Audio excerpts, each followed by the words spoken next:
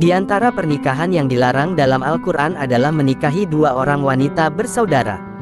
Allah menyebutkan daftar wanita yang tidak boleh dinikahi, di antaranya.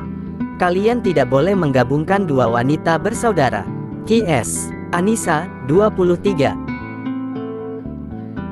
Maknanya, seorang lelaki dilarang menikahi dua wanita bersaudara, sehingga keduanya bersama-sama menjadi istri satu orang. Di antara hikmah adanya larangan ini adalah agar pernikahan ini tidak memutus hubungan silaturahim di antara kedua saudara tersebut.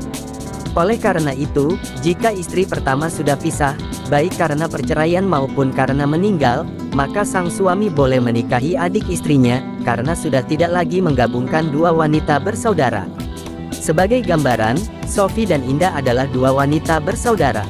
Lelaki bernama Lukman menikah dengan Sofi. Kemudian terjadi perceraian.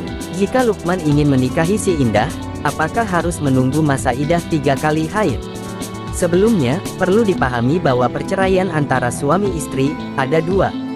1. Talak raji, yaitu talak yang masih memungkinkan untuk terjadinya rujuk. Itulah talak 1 dan talak 2 sebelum masa iddah selesai. 2. Talak bain, yaitu talak yang tidak mungkin terjadi rujuk. Itulah talak 3.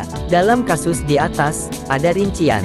Pertama, jika perceraian yang terjadi adalah talak raji, maka suami harus menunggu selesainya masa iddah istri pertamanya, untuk bisa menikahi adik istrinya.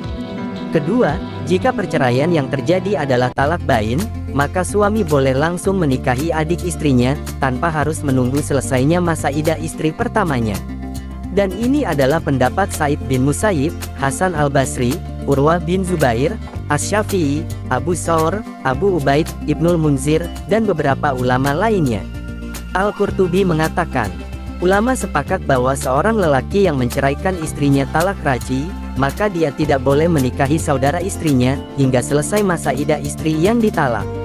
Kemudian Al-Qurtubi melanjutkan, ulama berbeda pendapat apabila suami mentalak istrinya dengan talak bain. Sebagian berpendapat, dia boleh menikahi saudaranya. Ini merupakan pendapat Sa'id bin Musayyib, Hasan al-Basri, Al-Qasim, Urwah bin Zubair, Ibnu Abi Layla, Asy-Syafi'i, Abu Thawr, dan Abu Ubaid. Tafsir Al-Qurtubi, 5/119. Allahu a'lam.